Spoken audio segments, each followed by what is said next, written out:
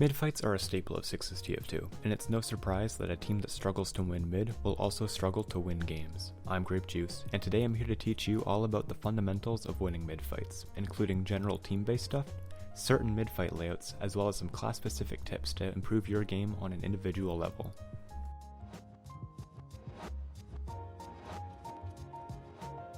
Part 1 sounds easy, and it may seem condescending to even mention, but your whole team should be coming to mid with a plan, and everyone's actions should be in service of the plan. If your team wants to go to the right this mid, go to the right this mid. You want to go left? Go left. Across? Across.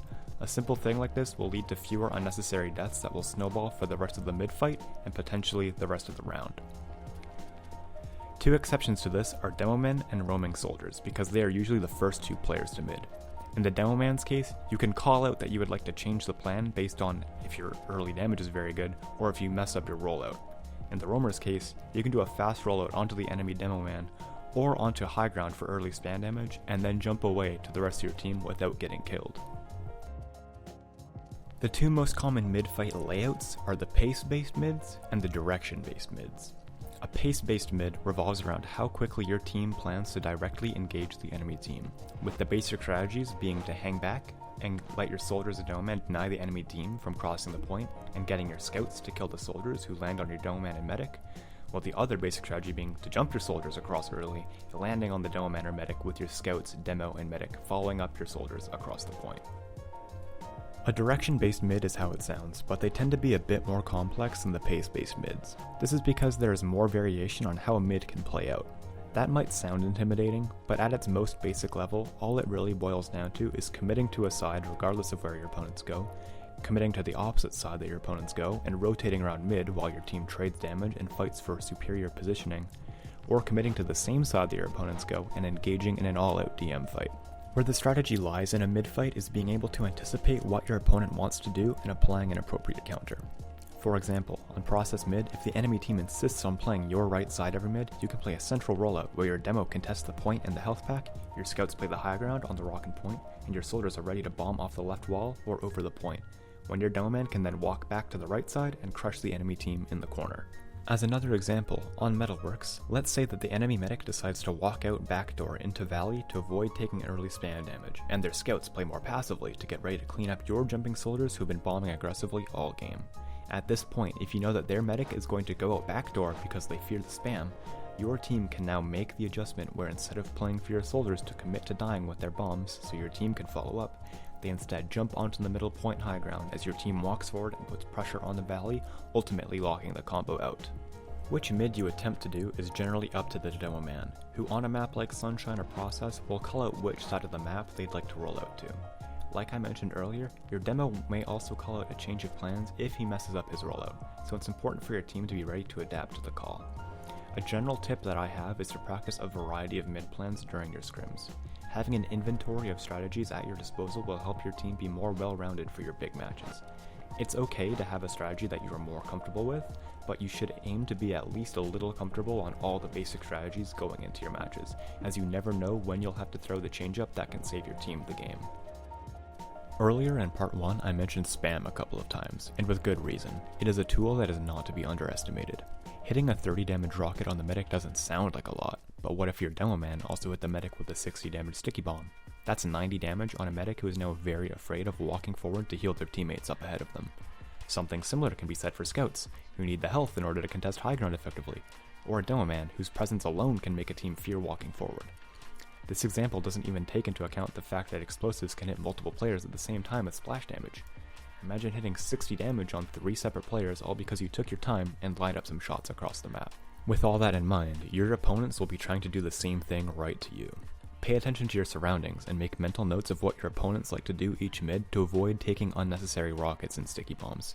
The enemy's damage on your team will add up over time just as the same as your damage onto them, and will equally cripple your team just as it cripples their team. A common question a lot of new players have is about who the most important player on the enemy team is to focus. Is it the medic? A medic can heal their teammates, and being healthy and using Ubers is obviously super important. Is it the demoman? Sticky bombs and pipes are two of the highest damage dealing weapons in TF2. Surely the demo needs to be dealt with ASAP. Soldiers can rocket jump around like flies on acid, and scouts are powerful in 1v1s. Who am I supposed to shoot at when everyone is so important? The simple answer to this question is whoever is the easiest player to kill is likely the most important person to kill. At the end of the day, TF2 is a numbers game. If a soldier abandons the rest of his team and jumps on top of you solo, he is the easiest player to kill in that moment. If a demoman runs too far to the left or right on process mid, your roaming soldier can do a fast rollout and probably get that kill super easily. Getting any frag on any player and securing a 6v5 is far more important than deliberating over any theoretical value placed on different classes. That being said, however, at the end of a mid fight, depending on if it's going well or not, the medics might become a focus.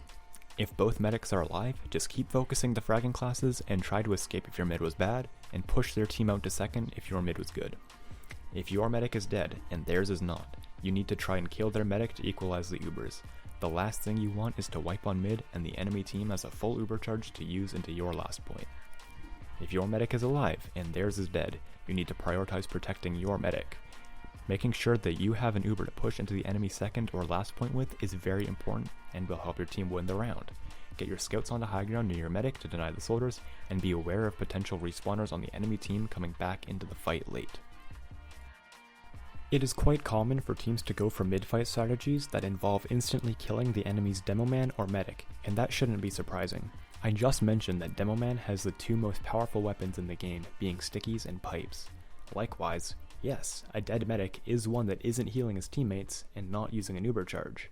However, keeping those fundamental aspects of demo and medic in mind is important when understanding how to secure the mid-fight win when your team has these early advantages. Hopefully this doesn't need to be said, but advantages must be acted on, and expecting the enemy team to run away with their tails between their legs simply because their demo or medic died is the mentality that will lose your team the mid-fight before you can even blink. In the event that your roamer insta-kills the demoman, it is important to immediately take high ground and run through any tight spaces as quickly as you can. Think like the crates on process or elbow on gully wash. The demoman excels at shooting upwards with his arced projectiles and has amazing area denial with his stickies more specifically, so taking the ground that is generally controlled by a demoman is a major step towards winning the mid-fight. Additionally, it's important to remember that if your roamer kills the demoman, the roamer will almost definitely be killed by the enemy team immediately afterwards, meaning you don't have a 6v5, you have a 5v5. With that in mind, it's paramount to understand that being too aggressive and immediately dying is a surefire way to waste the advantage gained by trading roamer for demo. Likewise, if you lose your demoman immediately on mid, it's important to take the ground that is given to you and to target overextending players to swing the fight back in your team's favor. Insta-killing the medic on mid tends to require more coordination than just sending your roamer to do a fast rollout on the enemy demoman, but it is still a valid strategy. Typically, targeting the medic on mid fights revolves around sending both soldiers on a double bomb mission to secure the kill. This is usually accompanied by early spam targeted directly onto the medic to soften them up to be an easier frag. This style of mid has been affectionately coined as the witness mid due to witness gaming popularizing its usage. When doing the witness mid, it's important that the other 4 members of the team live, since if your soldiers kill the medic, your team will be looking to push back into mid with Uber advantage and spawners, and if they don't kill the medic, you will be looking to take an Uber exchange on your second point with your spawners. Any additional deaths without securing a med pick are heavily detrimental to the witness style of mid. If you don't do the witness mid and kill the medic via another means, it is important to group up as a team, potentially even hiding on the other side of a choke point, and heavily prioritize your medic's survival. As mentioned earlier, if one team's medic is dead, then they will be trying their absolute hardest to make sure the enemy medic dies too, since the last thing they want is to be holding their last with full Uber disadvantage. If your team gets super excited about the medic pick and starts charging in guns a-blazing, you are opening up to your medic being killed in the chaos. If you play slow, your medic can heal off any damage dealt to your team, while your opponents slowly wilt away if they don't go out on an all-out attempt to trade out their medic. To wrap up this video, I'm going to discuss some class-specific fundamentals that will hopefully tighten up your gameplay and help you provide the most value to your team as you can. As a demoman, shoot a sticky or 2 at the enemy demo early, but beyond that, you should generally try to keep your sticky launcher as loaded as possible. You should use your stickies to deny high ground from the enemy scouts, and only use your pipes if you run out of sticky bombs. Play around your team so they can defend you, and try your best to face forward to deny the enemy combo while letting your teammates deal with rocket jumping soldiers. If you turn around to shoot somebody who lands behind you, you are giving the enemy team the opportunity to walk forward uncontested. For soldiers, on the rollout, unless going for an early kill on the demo, prioritize being healthy over being fast.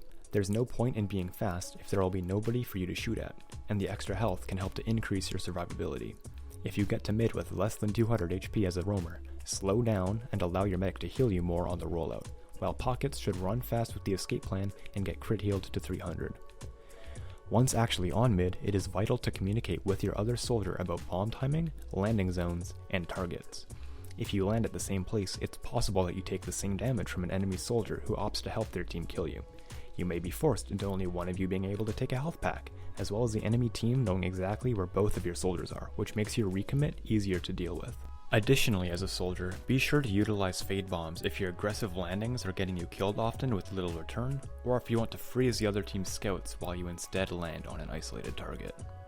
For all my scout players, make sure you take the high ground to help deny the enemy soldiers, and focus your damage onto people who have taken damage from your soldiers in demoman. Even if you're a flank scout, try to reconnect with your medic to get overhealed if you can. 125 health scouts aren't too scary, but a 185 health scout is a force to be reckoned with. Make sure you try to assist your teammates in 2v1s where possible, and keep track of the enemy soldiers' positioning to anticipate their bombs. On maps like Gullywash and Metalworks, scouts also have great potential to provide early pressure onto the opposing demoman, and that can't go overlooked either. Now for medics, beyond learning the heal order on rollouts, be sure to prioritize healing your demoman and your scouts during the fight, and crossbowing your soldiers if they need it, since using the beam to heal a soldier up to 200 HP is very slow comparatively. Crit healing a soldier up to 300 health, however, takes a little over a second, so if your team is playing a slower paced mid, it is worth it to do so, if possible. Additionally, be sure to make note of your enemy's positioning, particularly soldiers. Knowing where the soldiers will be jumping from is the first step to reacting to their bombs and increasing your survivability. Also take note of where you're taking spam from and if soldiers are continually targeting you. Don't be afraid to bait. Oftentimes, if you intentionally delay upon getting to mid, you will be able to avoid taking early damage that prevents you from being aggressive with your team, and if you simply run away from soldiers as soon as they bomb you, you can turn them into free kills if they insist on only shooting at you. And there you have it, those are my midfight fundamentals. It is important to understand that while the advice I've shared is the most broadly applicable approach to mids, you will find that quite often these fundamentals are broken in ways that directly lead to advantageous situations, such as this mid you're currently watching, where Banny puts a trap up on Tetris instead of using these stickies for early pressure, directly leading to a kill on the enemy scout. When you're playing your scrims and matches, remember that these fundamentals aren't life or death. If ignoring one of them can directly counter how your opponent is playing, then it is 100% worthwhile to make the adjustment as opposed to letting the enemy team get what they want out of their plans. And with all that out of the way, thank you for watching, I hope this was insightful, and I'll see you next time.